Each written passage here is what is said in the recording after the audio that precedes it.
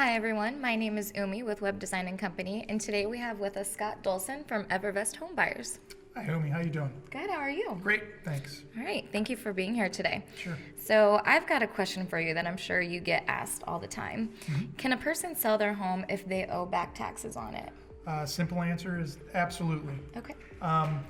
So typically what happens, if you only owe a year or two back taxes, it's really, it would just, if you sold your home, those proceeds would be paid to the Department of Revenue or the city, depending on where you're at, based on how much you owe.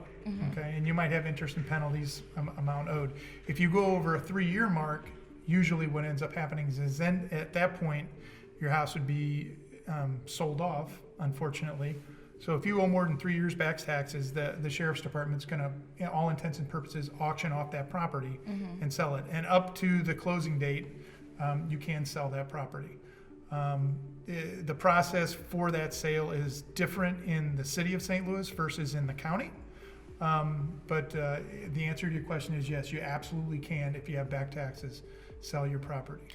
Can you tell me a little bit the difference why between selling it within the city and selling it within the county? What is that difference? Well, the city does it more on a judicial level, so it's done more in front of a judge. Okay. Versus the county where there's a redemption period. So usually in the county, let's say you go the 3 years, it goes to the auction, it gets sold, there's what's called a redemption period, and during that period, the person that purchased the property at the sheriff's sale has to do a bunch of notices and stuff like that to the homeowner.